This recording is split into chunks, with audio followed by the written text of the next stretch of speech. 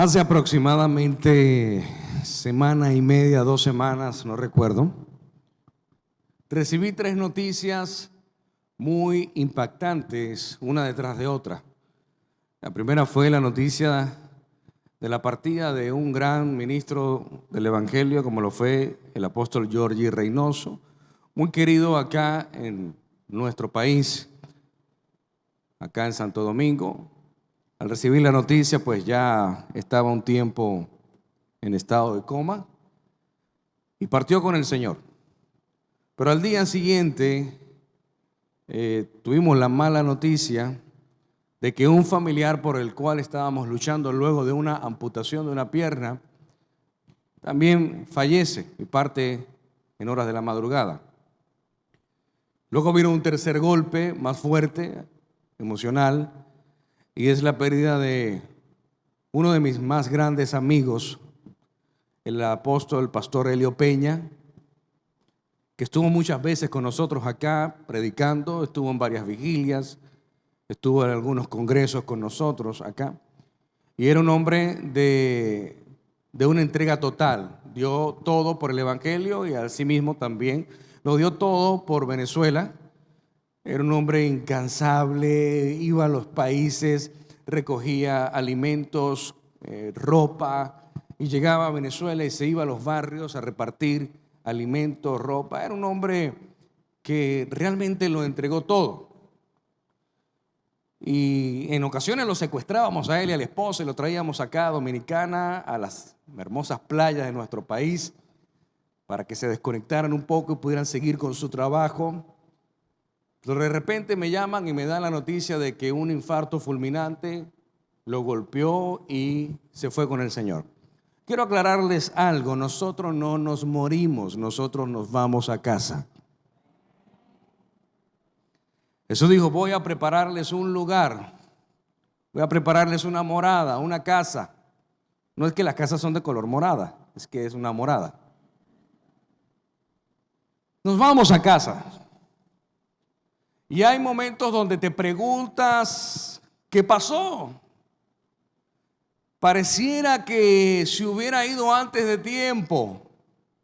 Pareciera que dejó cosas inconclusas. Pero meditaba en el Señor con esta frase que retumba en mi mente una y otra vez por muchos años, y la he predicado muchas veces: que lo peor de la vida no es la muerte, sino haber desperdiciado tu vida, haber sido negligente con tu asignación acá en la tierra. Y hay preguntas que nunca tendrán respuesta. Quiero serte honesto. No te voy a mentir para decirte que vas a tener todas las respuestas a todas tus preguntas. No. Habrán preguntas que no tienen respuesta acá en la tierra. La tendrán en el cielo. Cuando estemos frente a la presencia de Dios, ahí yo tengo una lista grande de preguntas que sé que se responderán allá. Pero lo importante no es obtener una respuesta, sino ser obediente a lo que Dios asigna en la tierra. Tenemos una fecha de nacimiento y también tenemos una fecha de muerte. Lo único que la fecha de muerte no la tenemos nosotros, la tiene Dios. Él sabe la hora en que nacimos y sabe la hora en que nos vamos. Entonces eso me lleva a pensar que por lo mucho que trabajamos en la vida, se queda en esta tierra. Y vivimos enfocados toda una vida en tener una buena casa, en comprar el mejor vehículo, en desarrollar una gran empresa, en cumplir mis sueños. Y cuando nos toca partir, todo eso se queda acá. Y estoy hablando de cosas materiales. Porque si trabajáramos por un legado, si trabajáramos para que aun cuando tú mueras, tu sueño quede vigente. Entonces entendí, meditando en mi gran amigo Elio Peña, que lo veré en el cielo, medité que cumplió su asignación acá en la tierra. Pareciera que le faltaba más, pero es que la asignación no reposa en un solo hombre. La asignación reposa en generaciones. Tu sueño lo seguirán tus hijos, los hijos de tus hijos y los hijos de los hijos de tus hijos. Es a través de generaciones. Por eso lo peor de la vida no es la muerte, sino haber desperdiciado cada segundo de tu vida. Y es por eso que entiendo y entendí que vivió enfocado, mi amigo vivió enfocado en su asignación, sin perder de vista lo que Dios le había entregado. Ahora le tocan a los líderes que él formó continuar con su asignación. Ahora es el momento donde se levantan otros líderes, donde se desarrollan nuevos líderes y a continuar lo que él inició, lo que él comenzó. Y así cada uno de nosotros tiene una asignación en nuestra vida que está completamente ligada al Evangelio de Jesucristo, completamente ligada al reino de Dios acá en la tierra. Tú y yo no estamos en este mundo por el simple hecho de comprar una casita y tener un carrito.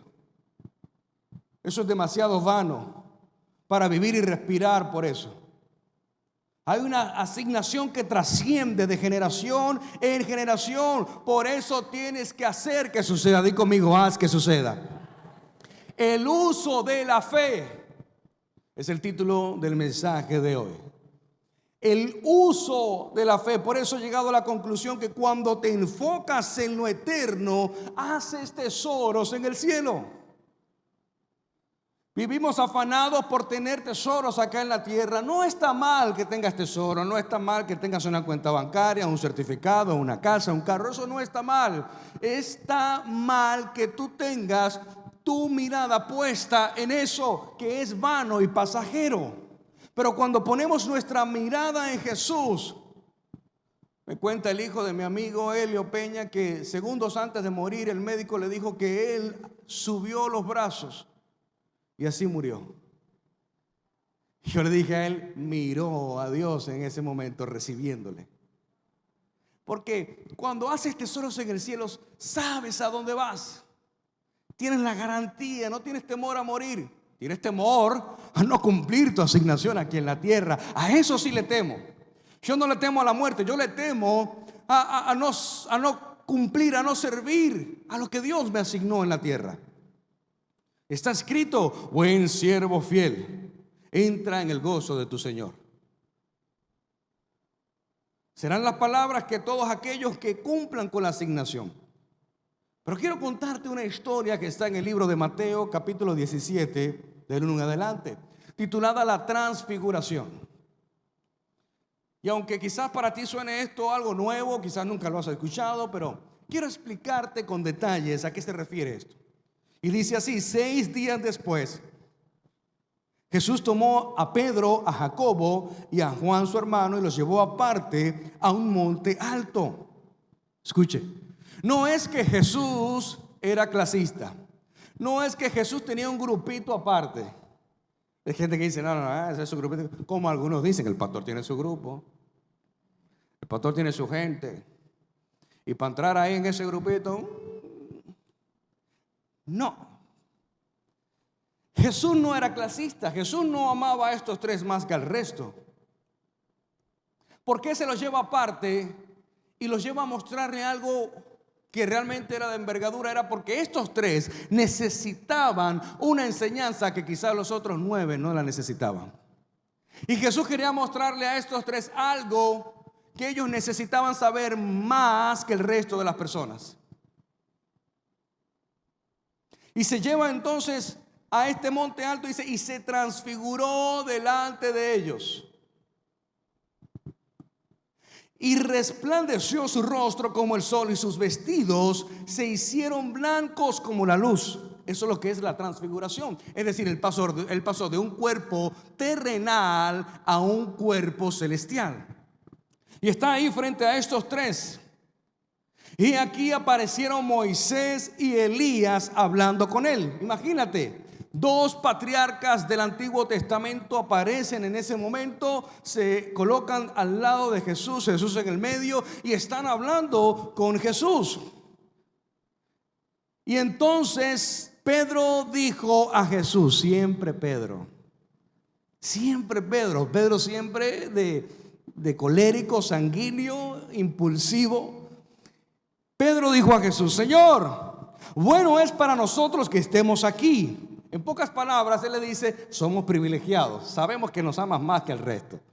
Sabemos que somos muy especial para ti porque es bueno para nosotros que estemos aquí.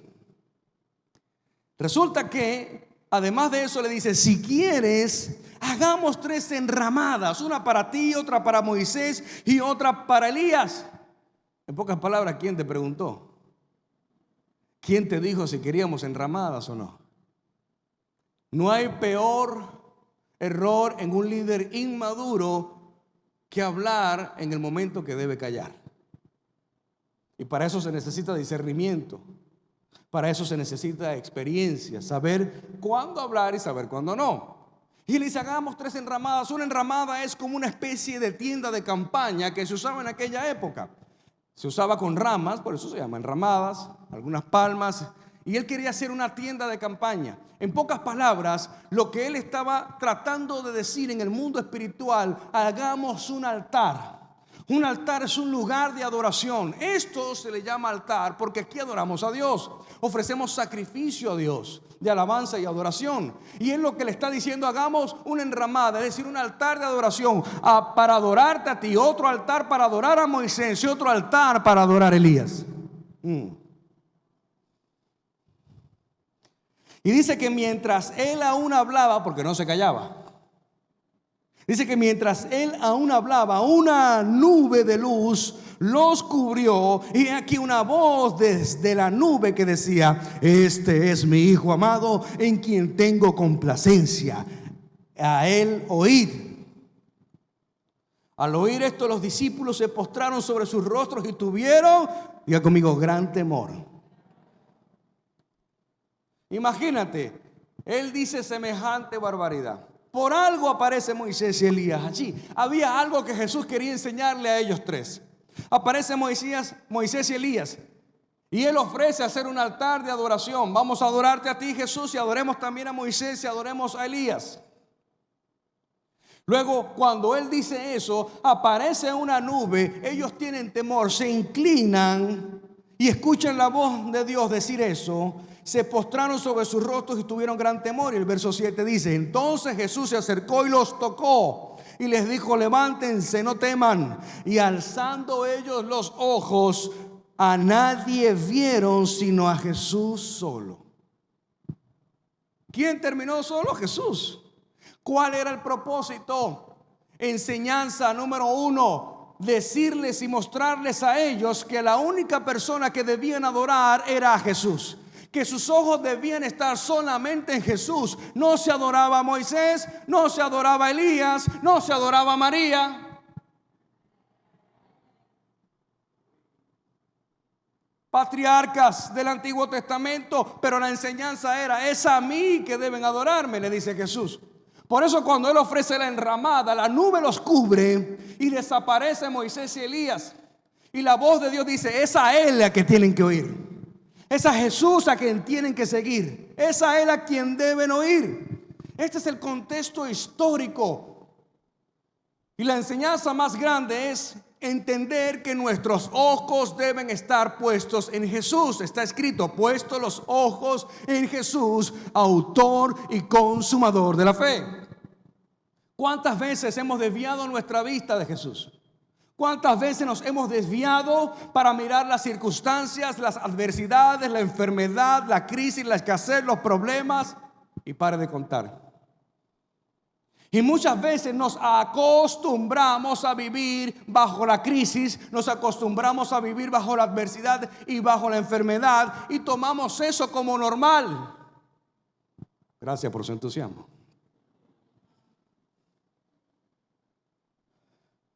Hace algunas semanas fui al médico, al oftalmólogo. Estoy perdiendo la visión gradualmente. No veo bien, perdiendo la vista, ¿no? La visión no la voy a perder nunca. Estoy perdiendo la vista. Casi ya no veo de lejos. De hecho, ayer algunos líderes de la iglesia me hicieron una sorpresa en un parque. Y veo yo un grupo de gente con globos y le digo a mi esposa: ay, mira, hay un cumpleaños ahí. Y era el mío, no sabía.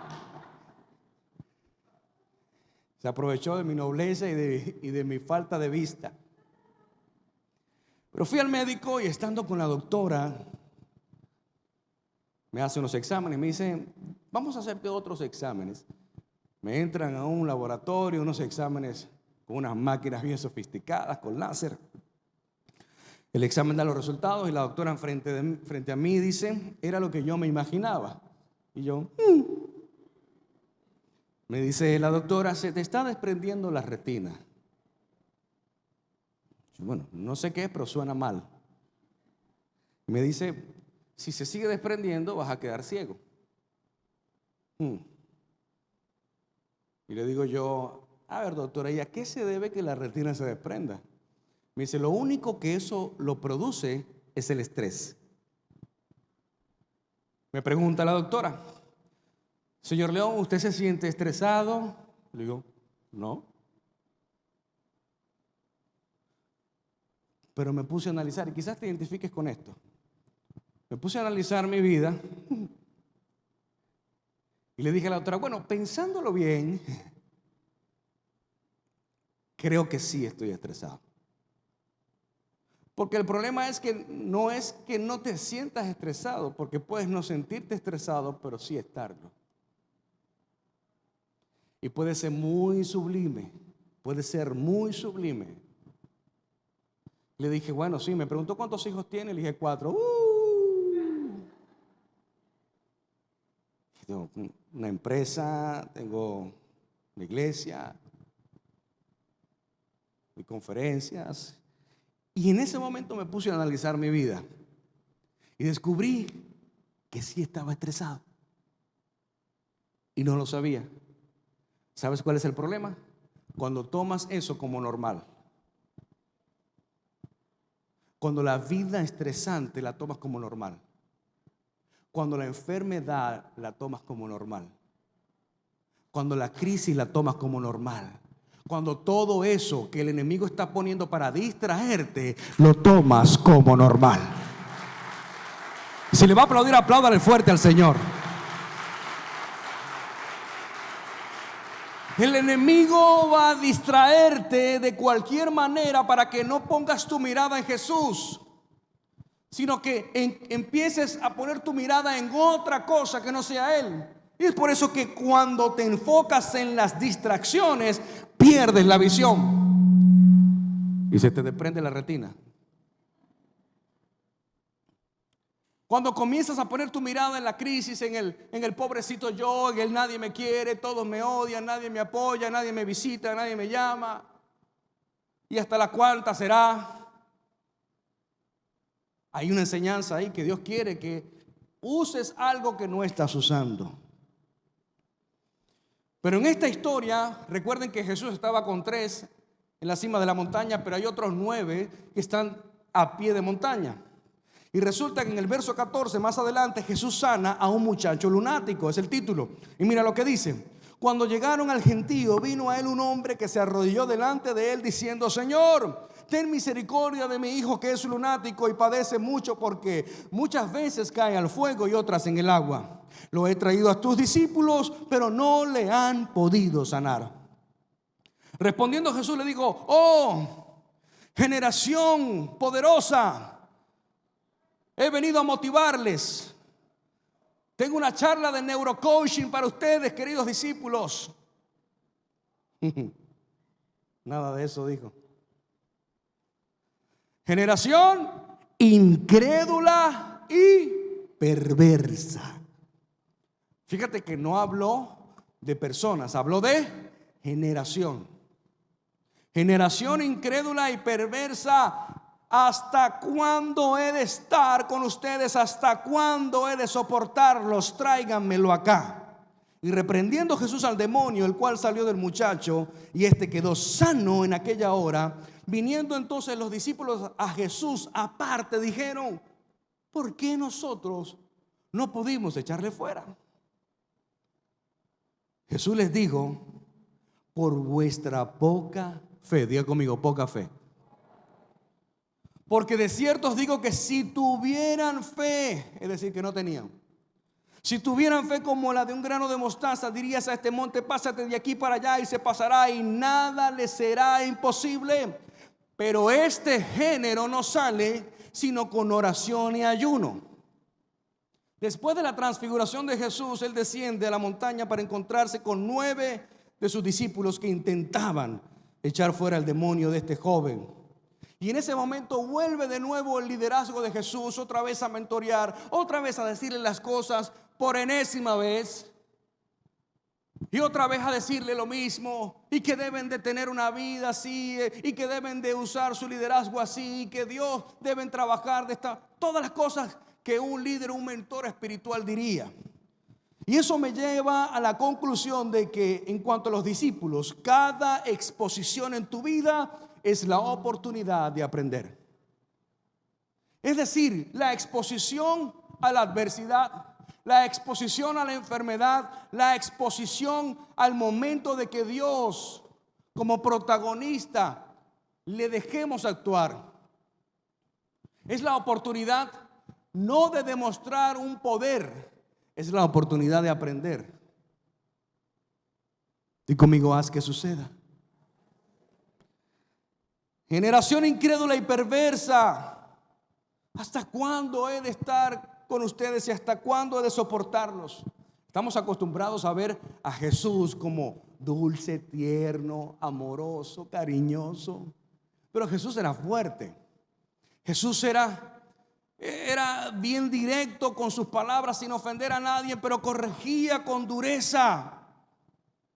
Y esta era la faceta de Jesús que realmente no es muy conocida, la de Jesús con el látigo, la de Jesús que le dice: si ustedes se quieren ir, váyanse. La de Jesús cuando dice: quien no está conmigo está contra mí. La faceta de Jesús que dice: el que es amigo del mundo es enemigo de Dios. Jesús era directo, al pan pan y al vino vino. Pero aquí Jesús está molesto, está enojado, está muy enojado. La pregunta es: ¿por qué razón se molestó Jesús? Jesús es el que todo lo sabe y el que todo lo ve. La pregunta es: ¿por qué se molestó Jesús? Te voy a dar la revelación de eso. La molestia de Jesús no era porque los discípulos no pudieron sacar al endemoniado. Ese no era la molestia, ese no era el enojo de Jesús. El enojo de Jesús, según el texto dice, por su poca fe. Ellos no pudieron echar al demonio fuera de este joven. Por su poca fe, diga conmigo, poca fe. La frase poca fe, que proviene del griego oligopistos, para los que le quieren poner un nombre a su hijo que está a punto de nacer, ahí tienen uno. ¿Te imaginas? Oligopistos, quédate quieto. Esta palabra en el griego significa pocas fe. Fíjese que está en plural. Pocas fe, es decir, la palabra pocas, que es la que está en plural, se refiere a cantidad, no se refiere a tamaño. Diga conmigo, cantidad. No se refiere a tamaño. Entonces podemos traducir: por la poca fe de ustedes. Lo que Jesús trataba de decir es: por la poca aplicaciones de fe, es decir, el poco uso de la fe. Hello. El problema no es el tamaño de tu fe, sino la cantidad de veces que la uses.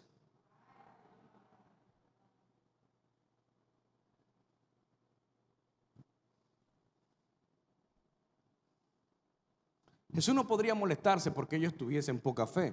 De hecho, según Romanos 12:3, dice que Él es el que nos da una medida de fe. Él no se puede enojar por algo que Él nos dio, pero sí se puede enojar por algo que nos dio que no estamos usando. Gracias por su entusiasmo. La pregunta es la siguiente: ¿qué se necesita para usar la fe? Adversidad, crisis, problemas, enfermedad, escasez, pérdida. Todo eso que sucede en nuestra vida sencillamente es un entrenamiento, no un castigo de Dios. No pienses nunca que todo lo negativo, supuestamente desagradable que te está sucediendo en la vida o que te sucede, no es un castigo de Dios.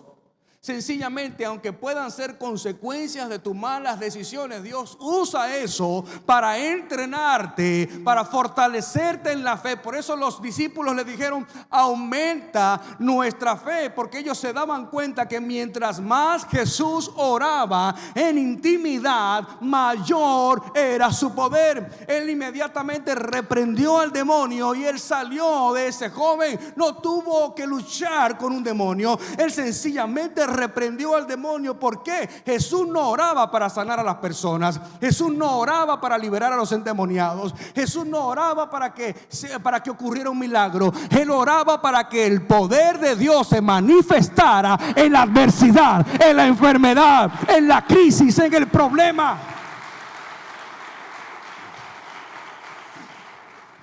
Es por eso que a medida que usas cada vez más la fe en distintas situaciones, tu relación con Dios aumenta y recibes mayor autoridad para resolver los problemas.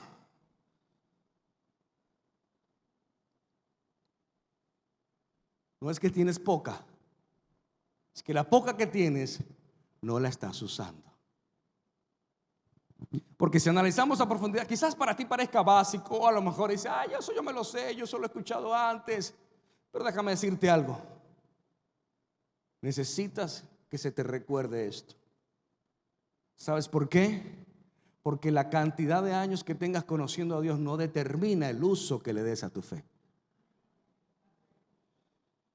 La antigüedad que tengas o la mucha Biblia que sepas no determina el buen uso que le das a la fe.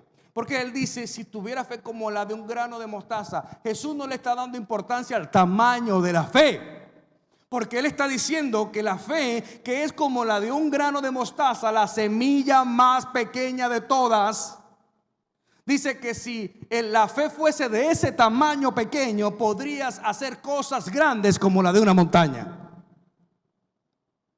Y le podrías decir a esa montaña: muévete de aquí para allá, y se moverá. El problema entonces no es el tamaño de la fe, es el uso que no le estás dando a ese poca fe. Apláudale fuerte al Rey de Reyes.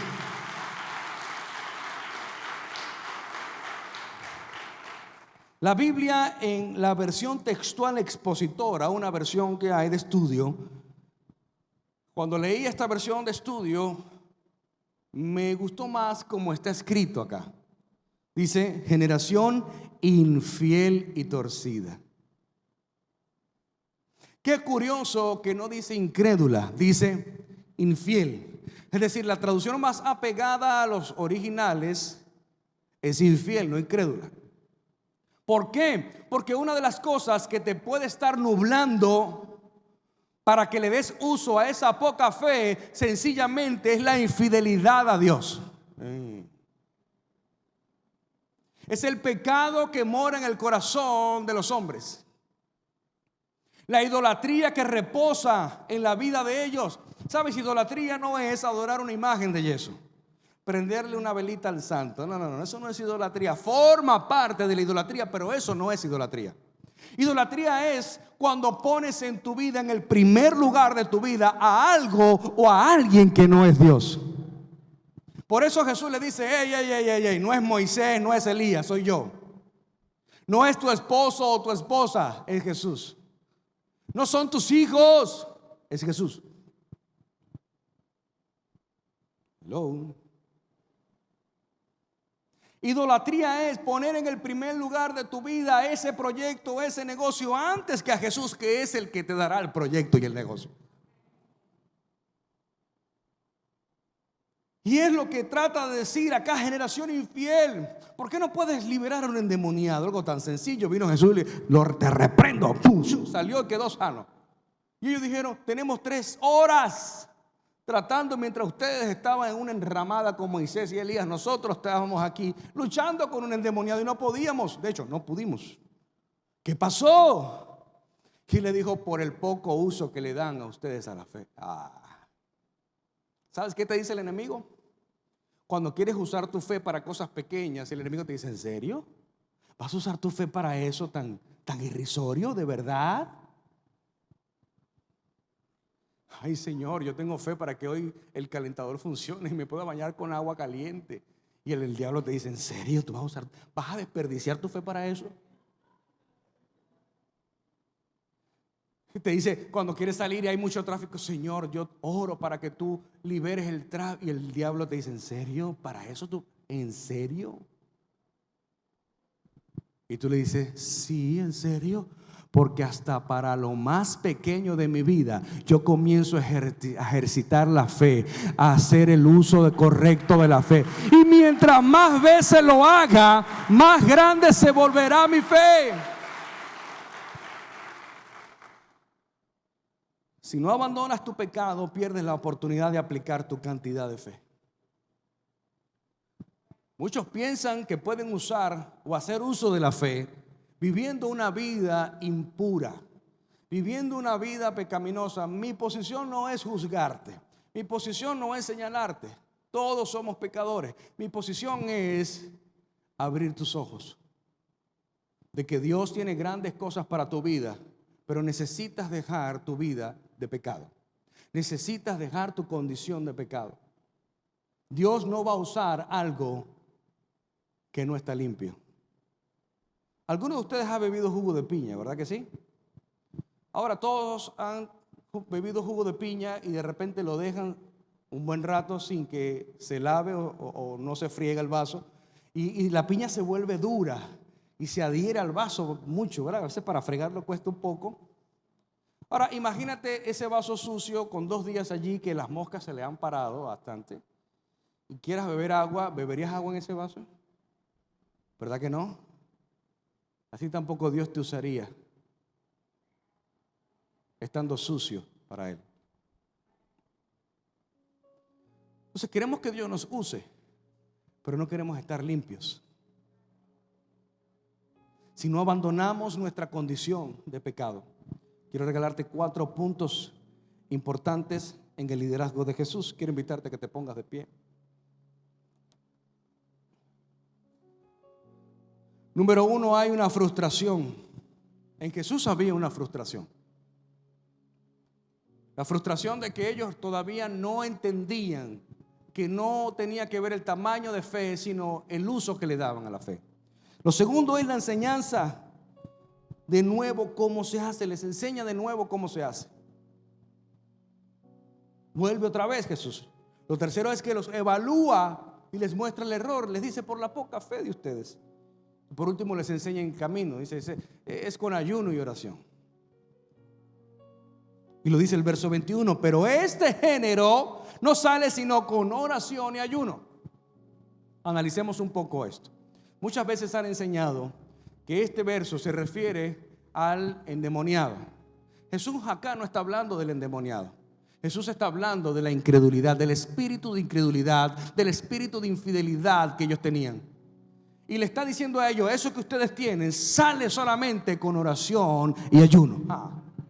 Pero oración, ayuno no es venir los sábados acá y orar cuando te levantas y orar cuando te vas a acostar. Eso no es una vida de oración y ayuno. No. Una vida de ayuno, ayunar es abstenerse literalmente de comida. Pero cuando lo llevas al plano espiritual es abstenerse de aquello que te lleva a estar distraído, a perder la retina, a perder la visión. Es abstenerse. Ayunar, mucha gente sabe cosas que tiene que ayunar en su vida. Algunos tienen que ayunar Netflix. Algunos tienen que ayunar redes sociales, teléfono celular, el can. Hay cosas que tienes que ayunar porque cuando ayunas a esas cosas tienes más tiempo para Jesús. Y cuando tienes más tiempo para Jesús, entonces puedes influenciar en esas personas que antes te robaban tiempo. Una vida de oración no es cuando te levantas y oras, gracias Señor por este nuevo día, amén. No. Es una constante en ti. Está escrito en la Biblia. Jehová bendice a aquel cuyo pensamiento en él persevera. Si tu mente está llena de Cristo, no hay espacio para el pecado. Si tu mente está llena de Cristo, no hay espacio para serle infiel. No hay espacio para la incredulidad. Una vida de pureza, la cualidad de ser puro. Diga conmigo, pureza. Diga conmigo: santidad. Los enemigos de la pureza son prioridades incorrectas. La causa de los errores es la ignorancia de la palabra de Dios. Cuando usted desconoce la Biblia, cuando usted desconoce las ordenanzas de Dios, cometerás muchos errores. Muchos, todos los que estamos acá sabemos de eso. Porque después de haber cometido tantos errores, ¿dónde terminamos? Aquí, buscando a Dios. Pero qué bueno hubiera sido buscarlo antes. Pero los errores son necesarios. Pero cuando tenemos prioridades incorrectas, idolatría. Lo segundo lugar es incorrecto. La mejor manera de impedir que la tentación gane terreno en nuestras vidas es evitando caer en ellas. Si sabes que no perteneces a ese lugar, que no debes ir a ese lugar, no vayas. No vayas.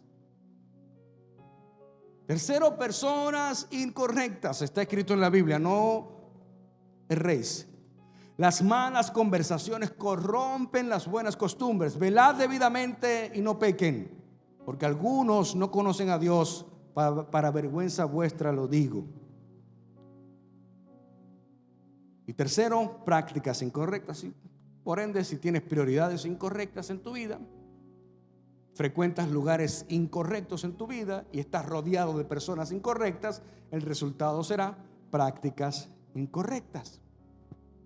Martín Lutero dijo: no puedo evitar que las aves vuelen sobre mi cabeza, pero sí puedo evitar que hagan nido en ella. Estamos en este mundo, pero no somos de este mundo. Usted me puede ver vestido así, como dicen mis hijas, bien jevito, con unos tenis verdes, una camisa por fuera, pero el corazón tiene que ser puro. Dios respeta como tú te vistes. Algunos tienen buenos gustos y otros no son tan buenos, pero Dios respeta eso. Dios respeta cómo te vistes, porque a Dios no le interesa tanto eso, le interesa el corazón. Él quiere usarte con el corazón correcto, no con el vestido correcto.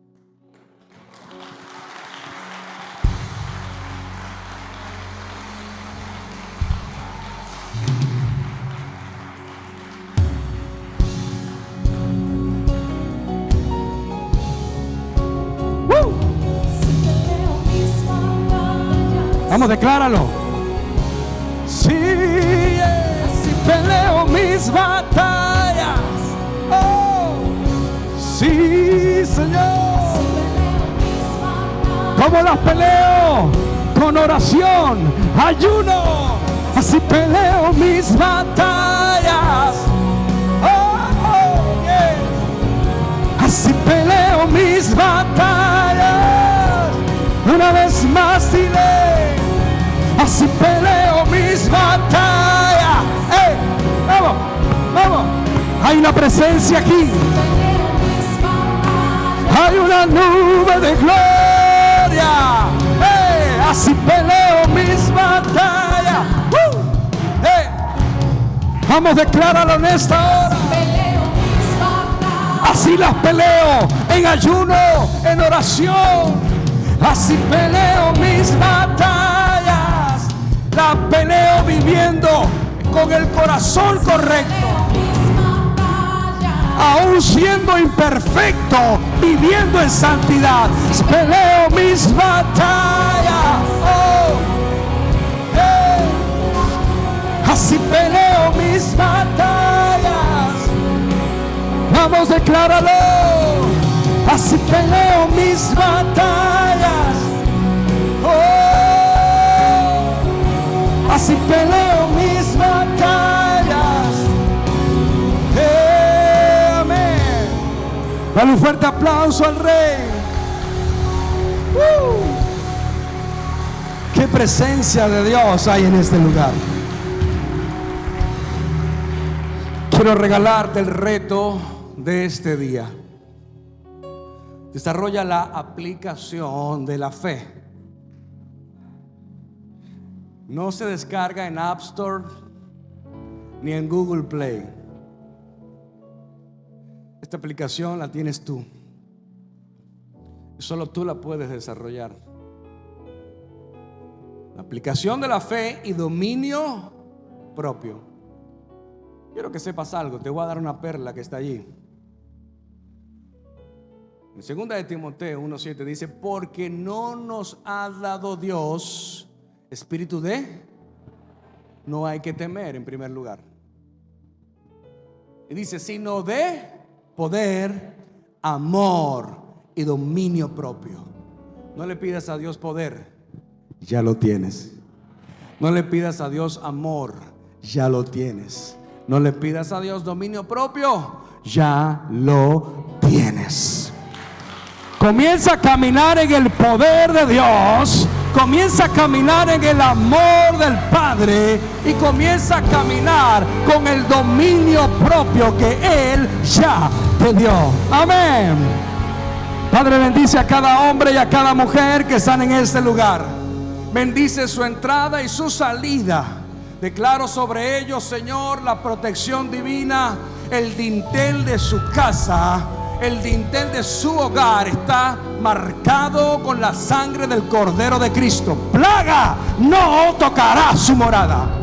En el nombre de Cristo Jesús, enfermedad no tocará sus vidas, su familia, ni sus hijos, ni los hijos de sus hijos. Y yo declaro que tú los prosperas aún en medio de la crisis. En el nombre que es sobre todo nombre, Jesús de Nazaret. Amén, amén y amén. Dios te bendiga, iglesia.